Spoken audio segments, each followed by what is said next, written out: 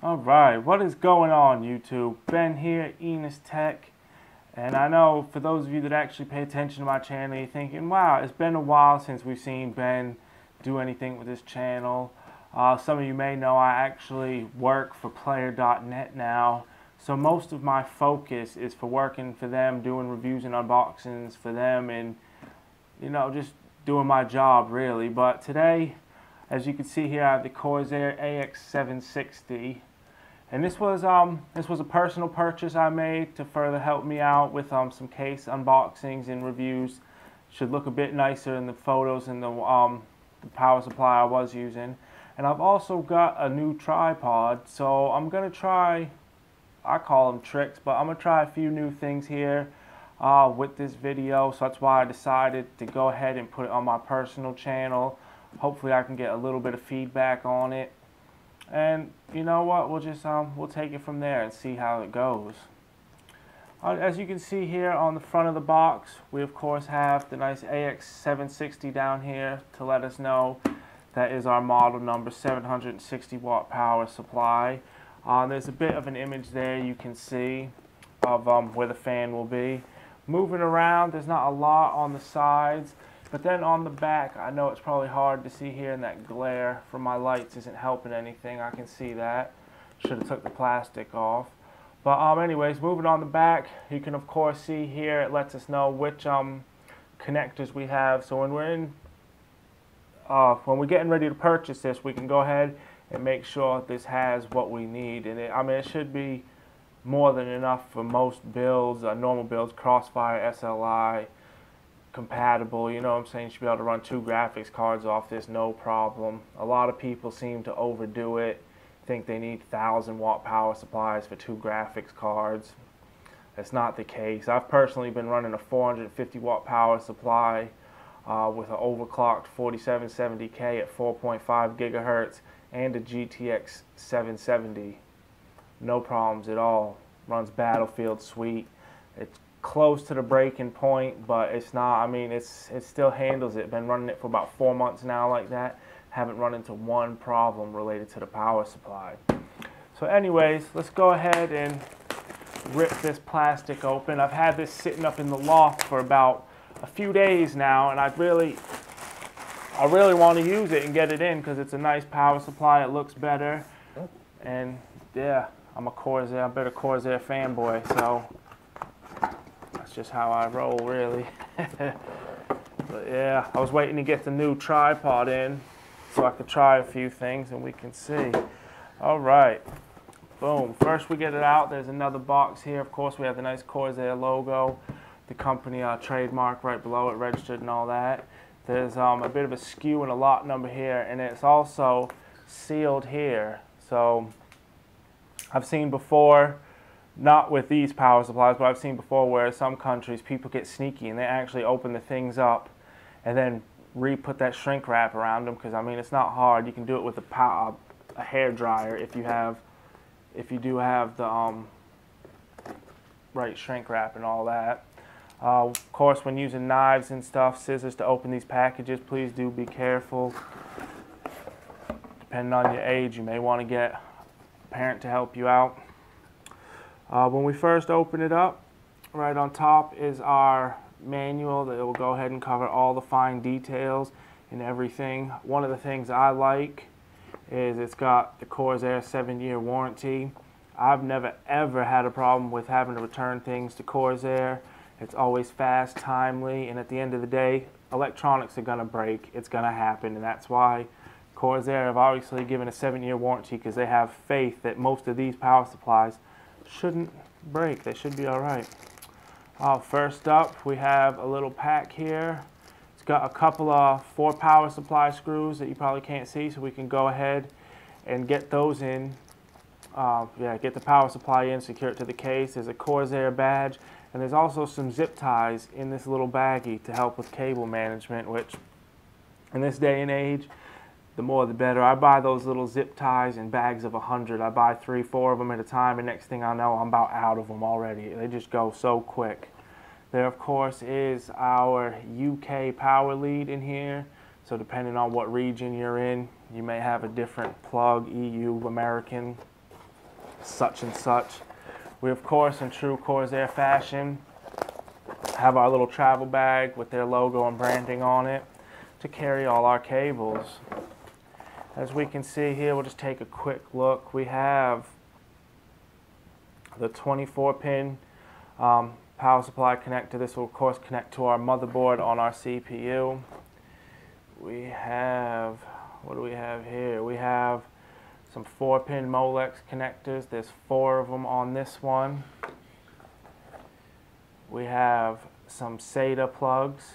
SATA power connectors, hard drives, DVDs, fans, all that fun stuff. There was 4 of them on that one. We have an 8-pin CPU connector that actually breaks into 4-pin and 4-pin. So depending on our motherboard, we can go ahead and get all set up. We have another 8-pin CPU connector that breaks down to 4 and 4 again. A lot of you may not know that'll come in handy with overclocking and some of the more enthusiast boards. You will find out. We have our 8-pin, well, our 6 plus 2-pin to give us 8-pin PCI connector. There's 1, 2, 3. There's 4 of those there, so we can go ahead and make sure that we have all the connections for our power supplies. And then, last but not least, still straggling along in here, we have a Molex to one of these old, floppy drive. I don't think I've ever even used that connector, so I really have no care about it. 4 more SATA power to make a total of 8. There's 4 more 4-pin Molex to make a total of 8 of those as well. And then there's actually another 4-pin SATA power cable. It's got 4 more to give us a total of 12 SATA power heads, slots, expansions, whatever you want to call it. Then there's another one of these. Yeah, don't even care about that, honestly. What I'm going to do now is I'm going to go ahead and get this PSU out, and we're going to take a little bit closer look at it. So stay tuned. Alright, so here we have, inside here is our nice power supply. As you can see, Corsair have taken the time to encase it in a bit of foam protection, so that way it doesn't get damaged in transit, because we all know, well, I'm not going to say we all know, but we've all seen the horror stories of how the parcel companies like to treat our stuff sometimes, so it's always better to have it well protected. Even though it is totally encased in foam, as you can see, and I mean, it's quite nice foam. It's nice and thick, as you can see. It's definitely going to do the trick. Corsair have also put the power supply itself inside a little bag to further stop it from getting damaged or scratched, so that way it's all in tip-top shape. It's got a nice little drawstring here and whatnot, so we can go ahead and let's get it out. And as this is brand new, they have taken the liberty of putting it inside a plastic bag as well, which I don't know when it becomes overkill, but at the same time, I'm quite happy with it. Little things like that, the more protection, the better.